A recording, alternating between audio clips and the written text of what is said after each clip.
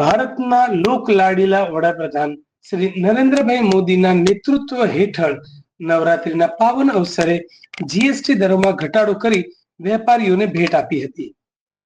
ત્યારે ભારતીય જનતા પાર્ટી દ્વારા નરેન્દ્રભાઈ મોદીના આભાર વ્યક્ત કરતા સ્ટીકર ડભોઈની દુકાનોમાં લગાવવામાં આવ્યા હતા અને વેપારીઓ દ્વારા પણ સરકારના આ નિર્ણયને આવકારી ખુશી વ્યક્ત કરી હતી।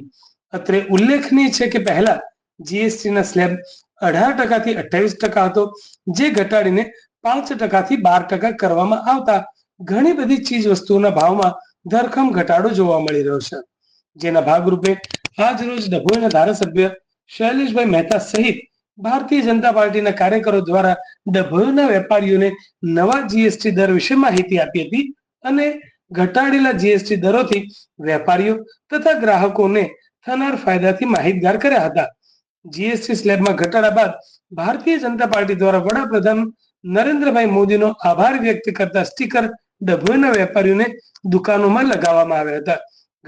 ઘટાડેલા જીએસટી દરોને ડભોઈના તમામ કોમના વેપારીઓએ આવકાર્યા હતા અને રાજી ખુશીથી વડાપ્રધાનનો આભાર વ્યક્ત કરતા સ્ટીકરો દુકાનોમાં લગાવ્યા પણ હતા।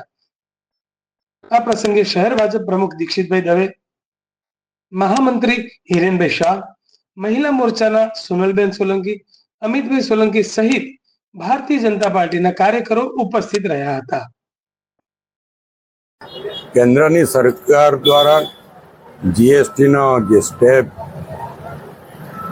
18% થી લઈને 28% સુધી હતો, એમાં ઘટાડો કરીને 5% થી 12% સુધીનો સ્લેબ કરવામાં આવ્યો છે અને એના કારણે વેપારીઓને ખૂબ જ મોટો ફાયદો થયો। એના અનુસંધાનમાં દરેક ઠેકાણે ભારતીય જનતા પક્ષ દ્વારા આ કાયદાને આવકારતા અને આ સ્લેબ છે એ 5% થી 12%, એના માટે જાગૃતિ લાવવા અને સરકારનો અને ખાસ કરીને મોદી સાહેબનો આભાર માનતા સ્ટીકરો લગાવવાનો કાર્યક્રમ ભારતીય જનતા પાર્ટી દ્વારા જાહેર કરવામાં આવ્યો, જે અનુસંધાનમાં આજે ડભોઈ નગરમાં વેપારીઓના સાથ સહકારથી વેપારીઓની દુકાન પર આ સ્ટીકર લગાવવામાં આવી રહ્યા છે અને તમામ કોમના વેપારીઓ આ જીએસટીના કાયદાથી ખૂબ જ ખુશ છે।